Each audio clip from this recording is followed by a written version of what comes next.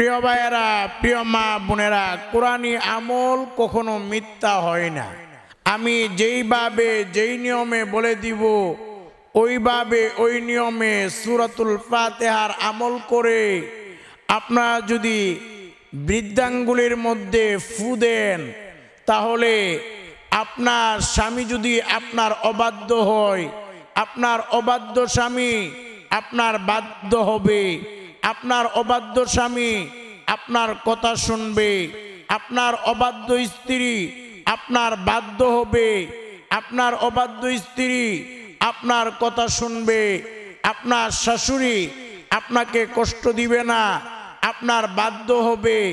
এমনিভাবে আপনার ছেলে মেয়ে সন্তানাদি আপনাদের কথা শুনবে, আপনাদের পরিবার সংসারটা সুখের হবে। আর যদি আপনার কোনো দুশ্মন থাকে, শত্রু থাকে, এই আমল করে যদি ফু দেন, যেই নিয়ম বলে দিব ওই নিয়মে, তাহলে আপনার শত্রু আপনার বন্ধুতে পরিণত হয়ে যাবে ইনশাআল্লাহ।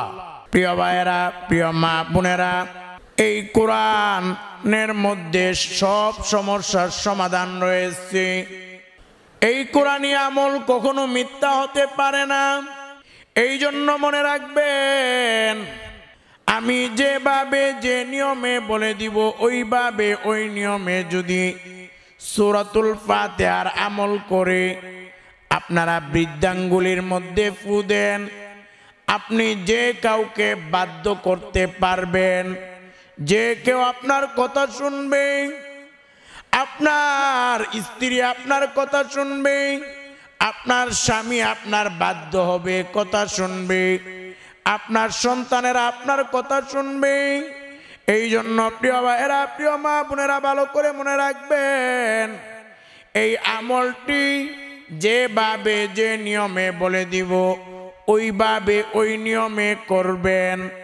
প্রিয় ভাইয়েরা, প্রিয় মা বোনেরা, এই সূরাতুল ফাতিহা পবিত্র কুরআনুল কারীমের 114টি সূরার মধ্যে এই সূরাতুল ফাতিহা হলো সর্বপ্রথম পূর্ণাঙ্গ নাজিলকৃত সূরা।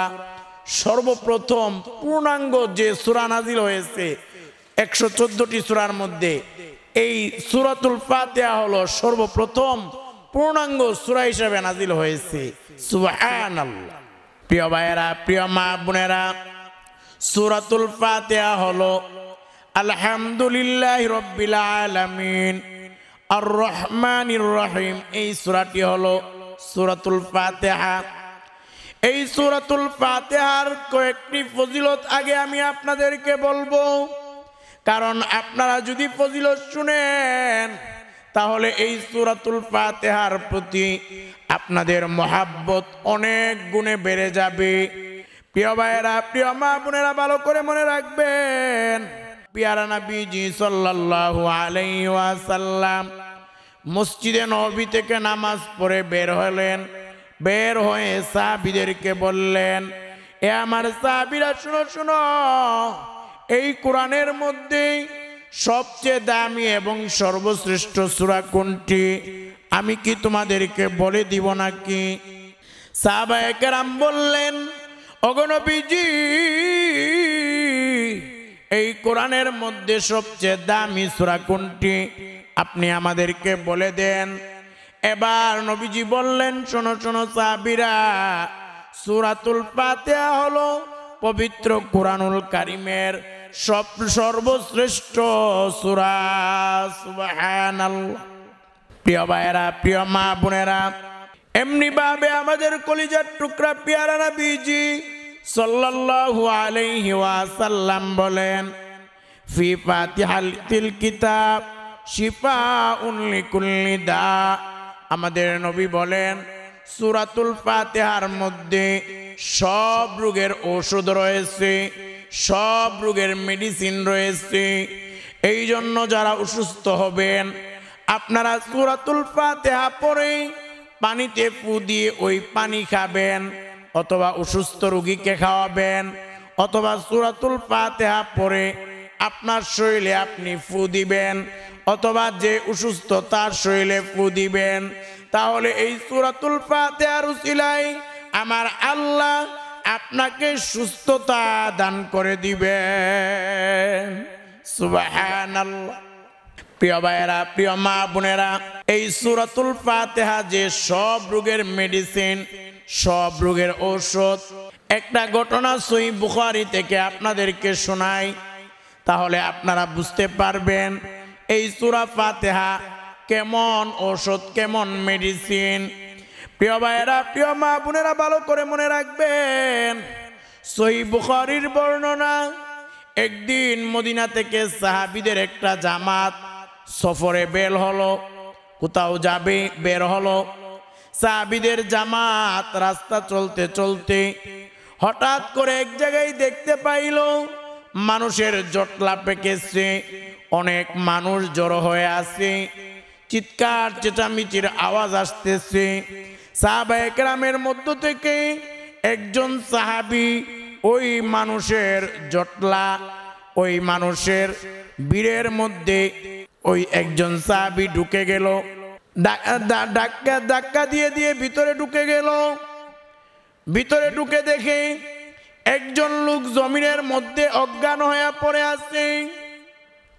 এবার ওই সাহাবী লোকদেরকে জিজ্ঞেস করলো, এই লোকটা যে অজ্ঞান হয়ে পড়ে আছে জমিনে, এই লোকটাকে? বলে এটা হলো আমাদের নেতা। বলে তোমাদের নেতার কি হয়েছে? আমাদের নেতাকে বিষাক্ত বিষধর সাপ দংশন করেছে। এবার সাহাবী লোকদেরকে বলতে লাগলো, শোনো শোনো, আমার কাছে এমন একটা জিনিস আছে, আমি যদি ওইটা পরে ফু দেই তাহলে তোমাদের নেতাকে আল্লাহ ভালো করে দিবেন। এবার লোকেরা বলল, আরে এখানে বড় বড় কবিরাজ এসেছে, তারা কত চেষ্টা করতেছে, আমাদের নেতা ভালো হয় না, আর তুমি এমন কি জানো যে আমাদের নেতা ভালো হয়ে যাবে? এবার লোকটা বলল, তোমরা যদি বলো তাহলে আমি চেষ্টা করি। এবার লোকেরা বলল, ঠিক আছে আপনি চেষ্টা করেন। এবার সাহাবী বলল, শোনো, তোমাদের নেতা ভালো হলে 40টা ছাগল দিতে হবে, 40টা বকরি দিতে হবে। কোন বর্ণনায় এসেছে 30টা বকরির কথা। এবার ওই সাহাবীকে লোকজন বলল, এটা হলো আমাদের নেতা, নেতার কিছু হলে আমরা হয়ে যাবো খেতা, যাই লাগুক না কেন আমাদের নেতাকে আপনি ভালো করেন, আপনি পেয়ে যাবেন বকরি। এবার ওই সাহাবী সূরাতুল ফাতিহা পড়লেন। একবার পরে ওই সাপ দংশনকারী ওই নেতার গায়ে ফু দিলেন। ফু দেওয়ার সঙ্গে সঙ্গে ওই সর্দার, কৌমের সর্দার নেতা সঙ্গে সঙ্গে চোখ খুলে ফেললেন। এরপর আবার সূরা ফাতিহা দ্বিতীয়বার পরে আরেকটা ফু মারলেন। এবার নেতা শোয়া থেকে উঠে বসে গেছে। আবার ওই সাহাবী তৃতীয়বার আবার সূরাতুল ফাতিহা পড়ে ওই কওমের সর্দার নেতাকে ফু দিলেন। সঙ্গে সঙ্গে ওই নেতা দাঁড়িয়ে হাঁটাহাঁটি শুরু করে দিল। লোকেরা অবাক হয়ে গেল, টাস্কি খেয়ে গেল, ব্যাপার কি, কি এমন পড়েছে? এত কবিরাজ, বিখ্যাত বড় বড় ডাক্তার কবিরাজ, কেউ কোনো কিছুই করতে পারলো না, আর এই লোকটা এমন কি পড়েছে?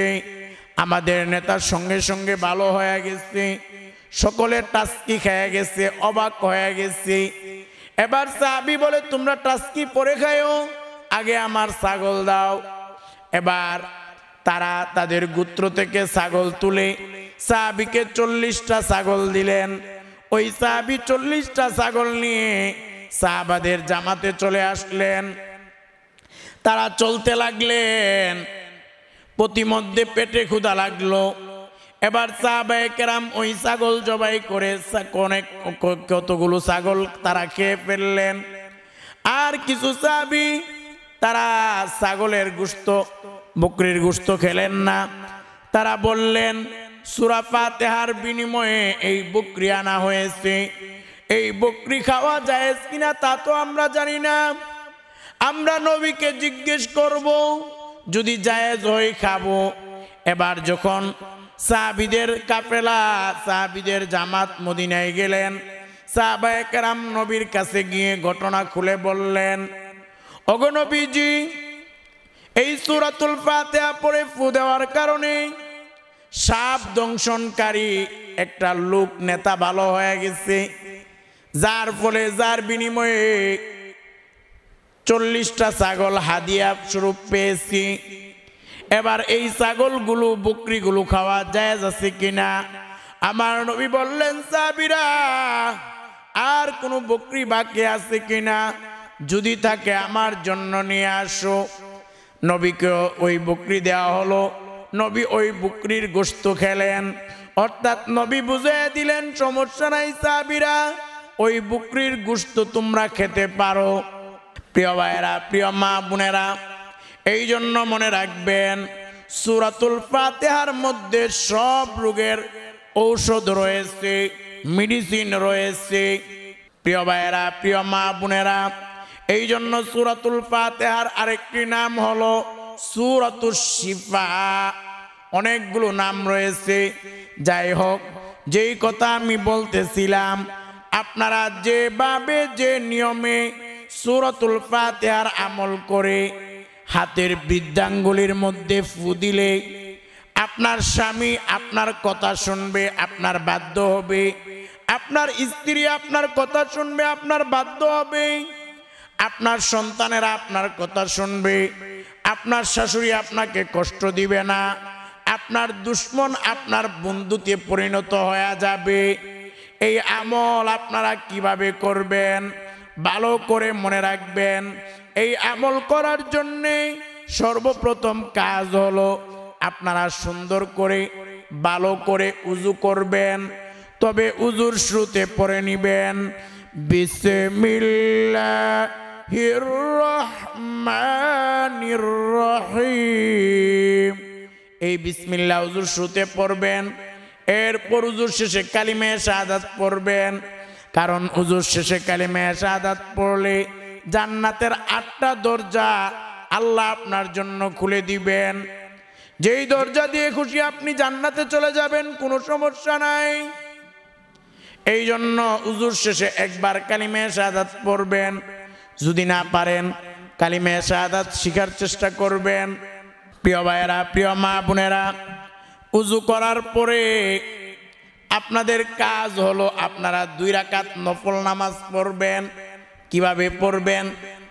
আপনারা প্রথমে নিয়ত করবেন, আল্লাহ, আমার স্বামী কথা শুনে না, অথবা স্ত্রী হলে আমার স্ত্রী কথা শুনে না, আমার স্ত্রীকে আমার বাধ্য করে দাও, আমার স্বামীকে আমার বাধ্য করে দাও, আমার শাশুড়ি যেন আমাকে কষ্ট না দেয়, আমাকে আমার বাধ্য করে দাও, আমার সন্তান যেন আমাদের কথা শুনে, আমার শত্রু যেন বন্ধুতে পরিণত হয়ে যায়, এমনটা মনে মনে ভাববেন এবং বলবেন, আল্লাহ, আপনার সন্তুষ্টির জন্য 2 রাকাত নফল নামাজ পড়তেছি। 2 রাকাত নফল নামাজের এভাবে নিয়ত করবেন। করার পরে আপনারা 2 রাকাত নফল নামাজ পড়বেন। নফল নামাজ পড়ার পরে নামাজের মুসাল্লায় বসে আপনারা পড়বেন প্রথমে 7 বার পড়বেন। আউযু বিল্লাহি মিনাশ শাইতানির রাজীম। বিসমিল্লাহির রহমানির রহিম। আপনারা 7 বার আউযু বিল্লাহি মিনাশ শাইতানির রাজীম, বিসমিল্লাহির রহমানির রহিম, এটা 7 বার পড়বেন। 7 বার পড়ার পরে, প্রিয় ভাইয়েরা, প্রিয় মা বোনেরা, 7 বার পড়ার পরে আপনারা 7 বার নামাজের যে দুরুদ আছে এই দুরুদটা 7 বার পড়বেন।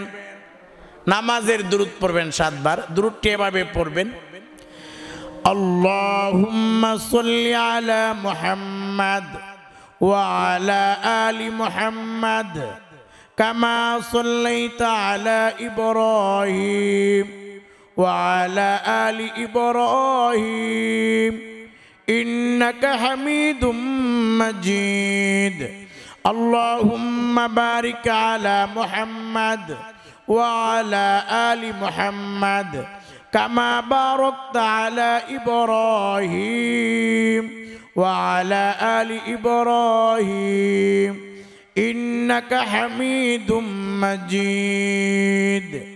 আপনারা এই দুরূদ পড়বেন, পড়ার পরে আবার পড়বেন আউযু বিল্লাহি মিনাশ শাইতানির রাজীম বিসমিল্লাহির রহমানির রহিম। আউযু বিল্লাহ বিসমিল্লাহ পড়ে আপনারা এই যে হাতের বৃদ্ধাঙ্গুলি দিয়ে এভাবে ধরবেন। প্রথম এই আঙ্গুলটাতে আপনারা ধরবেন, এই যে এই আঙ্গুলটার নিচে এভাবে ধরবেন। ধরে আপনারা 10 বার সূরা ফাতিহা পড়বেন, এভাবে পড়বেন সূরা ফাতিহা। আপনারা ভালো করে একবার সূরা ফাতিহাটা শুনেন, সই হবে এবং শুনলেও সব।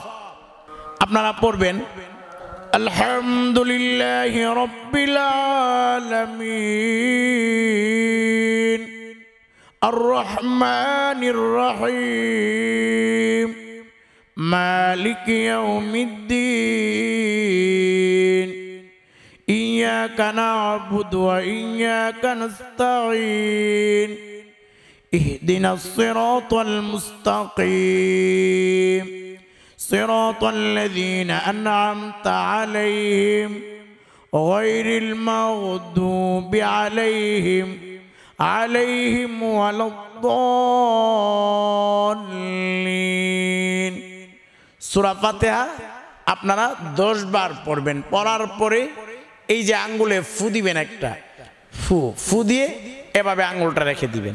এরপর আবার পরের আঙ্গুলের এখানে ধরবেন, এই যে পরের আঙ্গুলের এই যে এই জায়গাটায় ধরবেন। ধরে আপনারা আবার 10 বার সূরা ফাতিহা পড়বেন, পরে ফু দিবেন। ফু দিয়ে আবার এই আঙ্গুলটা আপনারা এরপরে পরের আঙ্গুলে ধরবেন। ধরে এরপর আবার আপনারা সূরা ফাতিহা 10 বার পড়বেন, পরে আবার এটা নামায় ফেলবেন। এরপর একবারে সর্বশেষ যে কনিষ্ঠ আঙ্গুল, এই আঙ্গুলটার তে এভাবে ধরবেন। ধরে আপনারা আউযু বিল্লাহ বিসমিল্লাহ পড়ে সূরা ফাতিহা 10 বার পড়বেন। পরে আপনারা এই আঙ্গুলে একটা ফু দিবেন, দিয়ে এভাবে মুষ্টিবদ্ধ করবেন। করার পরে এরপরে আপনারা আল্লাহকে বলবেন। আপনি বিশেষ করে যাকে বাধ্য করতে চান যেন আপনার কথা শুনে, বা আপনার শত্রু যেন বন্ধুতে পরিণত হয়ে যায়, যাকে আপনি চান তার নামটা মনে মনে কল্পনা করবেন, তাকে মনে মনে একটু কল্পনা করবেন, ভাববেন।